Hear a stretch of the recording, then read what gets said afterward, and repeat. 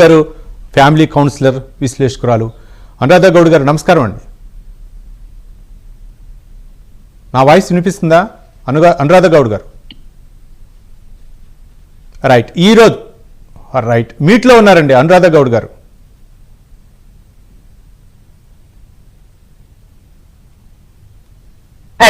Hello వినిపిస్తుందండి.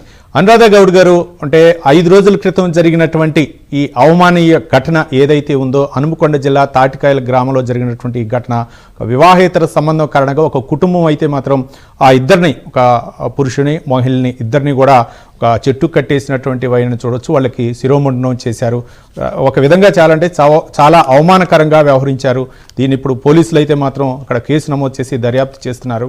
ఓ పక్క అంటే కుటుంబ కట్టుబాట్లు ఒక పక్క, మరో పక్క సమాజం, మరో పక్క హైకోర్టు ఇచ్చినటువంటి ఈ స్వేచ్ఛ స్వాతంత్ర్యం, మరో పక్క ఏదైతే వీళ్ళు వ్యవహరించినటువంటి విధానానికి అక్కడ సమాజం అవ్వచ్చు, లేకపోతే అక్కడ ఒక కుటుంబం వీళ్ళిద్దరిని కూడా వీళ్ళపై చేసినటువంటి అఘాయిత్యాలను కూడా ఏ విధంగా చూడొచ్చు అంటారు? అంటే కుటుంబ ఒకరికి అడ్డొస్తున్నారు, కుటుంబ సాంప్రదాయాలకు విరుద్ధంగా వ్యవహరించారనే ఉద్దేశంతో వీళ్ళు వ్యవహరించారనుకోవచ్చా, లేకపోతే సమాజానికి వ్యతిరేకంగా, లేకపోతే కుటుంబ పరువుల్ని బయట పడేస్తున్నారనే ఉద్దేశంతో ఈ యొక్క శిరోమండనం చేశారనుకోవచ్చా?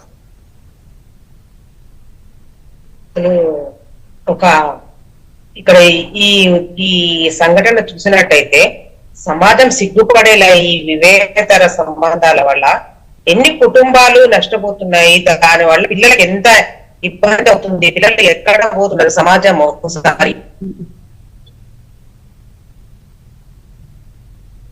వాయిస్ బ్రేక్ అవుతుందండి అనురాధ గౌడ్ గారు. ఇప్పుడు వినిపిస్తుందా? మాట్లాడండి.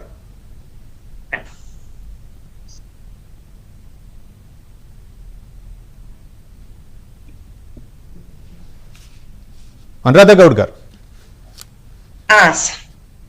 సారీ, కొంచెం డిస్టర్బెన్స్ వచ్చింది. చెప్పండి. అయితే ఇప్పుడు మనకు చట్టం ఇస్తుంది, ఇద్దరు ఇష్టపడితే వాళ్ళు ఇష్టం వచ్చినట్టు చేసుకోవడము అది న్యాయం. అది ఏ కోణం నుంచి ఇచ్చిందో తీర్పు, కానీ అది ఎంతవరకు కరెక్ట్ మనం ఆలోచించాల్సిన విషయం. వాయిస్ డిస్టర్బెన్స్ వస్తుందండి. రైట్, ఒక్క నిమిషం.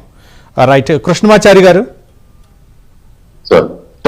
కృష్ణమాచారి గారు, అంటే కుటుంబ కట్టుబాట్లు వీటి కోసమే ఆ సమాజం ఈ విధంగా ఈ దుర్మార్గంగా వ్యవహరించింది అనుకోవచ్చా, లేకపోతే ఏదన్నా సరే ఒక సమస్యను అటు న్యాయస్థానాలు ఉన్నాయి, మరో పక్క పోలీసు యంత్రాంగం ఉంది, వాళ్ళ దృష్టికి తీసుకురావచ్చు, లేకపోతే వాళ్ళ యొక్క గ్రామంలో ఎలాంటి కార్యకలాపాలు జరుగుతున్నా సరే దానికి ఒక పద్ధతి అనేది ఉంటుంది. అట్లా వ్యవహరించకుండా వాళ్ళ చేతుల్లోనే ఒక న్యాయం అవ్వచ్చు, లేకపోతే చట్టాన్ని అవ్వచ్చు చేతుల్లోకి తీసుకొని ఈ విధంగా ఒక అంటే సభ్య సమాజం తలదించుకునే విధంగా వ్యవహరించిన తీరుని ఏ విధంగా చూడొచ్చు అంటారు?